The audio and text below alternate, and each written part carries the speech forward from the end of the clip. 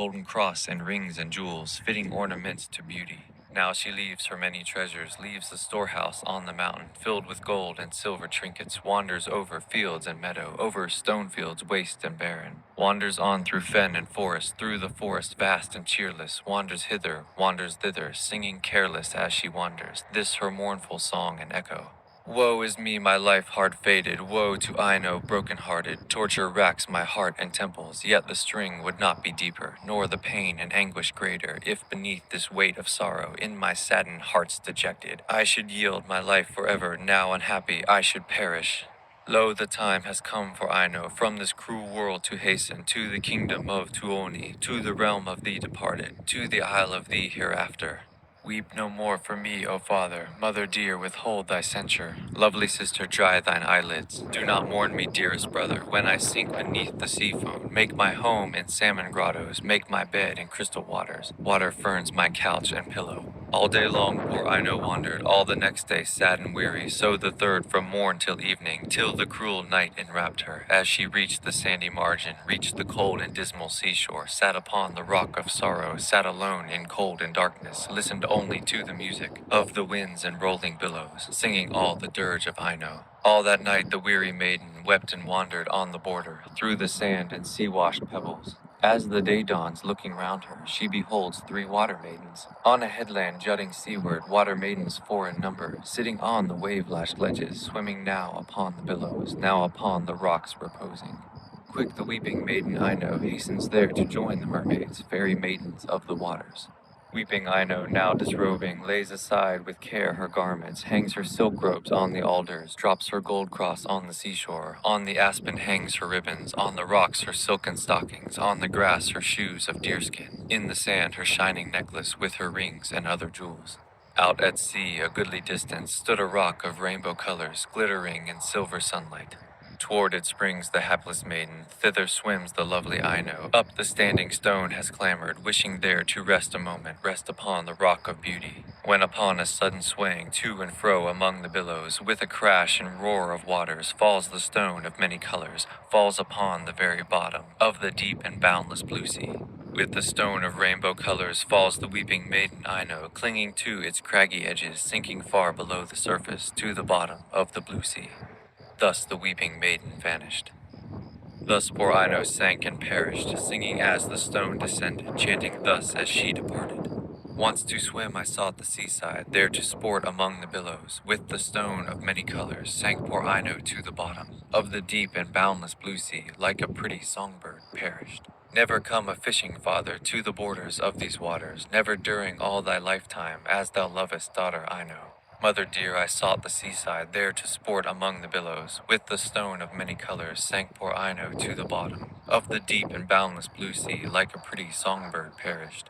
Never mix thy bread, dear mother, with the blue sea's foam and waters, never during all thy lifetime, as thou lovest daughter Ino.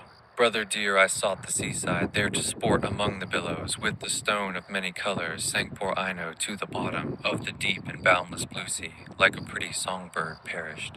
Never bring thy prancing war-horse, never bring thy royal racer, never bring thy steeds to water, to the borders of the blue sea, never during all thy lifetime, as thou lovest sister Ino.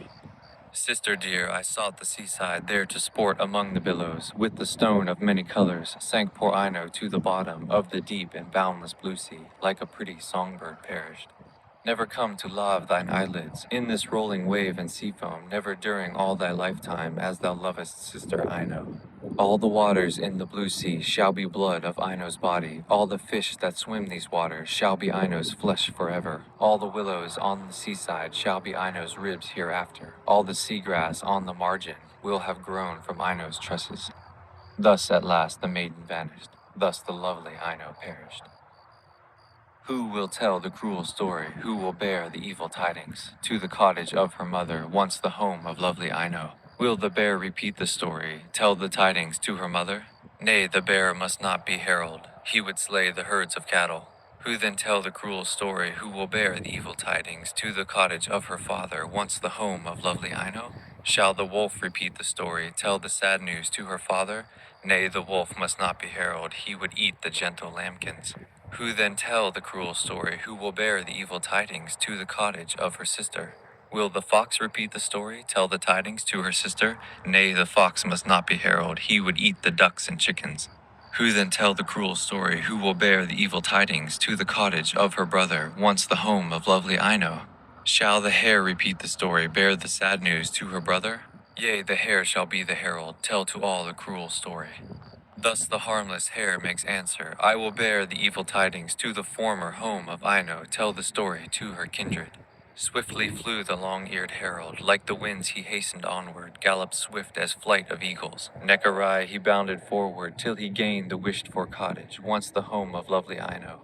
Silent was the home and vacant, so he hastened to the bathhouse, found therein a group of maidens, working each upon a birch broom. Sat the hare upon the threshold, and the maidens thus addressed him. Hi there, long legs, or we'll roast thee. Hi there, big-eyed, or we'll stew thee. Roast thee for our lady's breakfast, stew thee for our master's dinner. Make of thee a meal for Ino and her brother Youkahainen. Better therefore thou shouldest gallop to thy burrow in the mountains, than be roasted for our dinners. Then the haughty hare made answer, chanting thus the fate of Ino. Think ye not I journey hither, to be roasted in the skillet, to be stewed in yonder kettle? Let Felempo fill thy tables. I have come with evil tidings, come to tell the cruel story of the flight and death of Ino, sister dear of Youkahainen. With the stone of many colors sank poor Ino to the bottom of the deep and boundless waters, like a pretty songbird perished. Hung her ribbons on the aspen, left her gold cross on the seashore, silken robes upon the alders, on the rocks her silken stockings, on the grass her shoes of deerskin, in the sand her shining necklace, in the sand her rings and jewels, in the waves the lovely Ino, sleeping on the very bottom of the deep and boundless blue sea, in the caverns of the salmon, there to be the whiting's sister, and the friend of nimble fishes. Sadly weeps the ancient mother, from her blue eyes bitter teardrops, as in sad and wailing measures broken-hearted thus she answers. Listen, all ye mothers, listen, learn from me a tale of wisdom. Never urge unwilling daughters from the dwellings of their fathers to the bridegrooms that they love not, not as I, inhuman mother, drove away my lovely Ino, fairest daughter of the Northland. Sadly weeps the gray-haired mother, and the tears that fall are bitter, flowing down her wrinkled visage till they trickle on her bosom, then across her heaving bosom till they reach her garment's borders, then adown her silken stockings till they touch her shoes of deerskin, then beneath her shoes of deerskin, flowing on and flowing ever, part to earth as its possession, part to water as its portion. As the teardrops fall and mingle, form they streamlets 3 in number, and their source the mother's eyelids, streamlets formed from pearly teardrops, flowing on like little rivers, and each streamlet, larger growing, soon becomes a rushing torrent, in each rushing, roaring torrent. There a cataract is foaming, foaming in the silver sunlight. From the cataract's commotion rise 3 pillars, rocks and grandeur.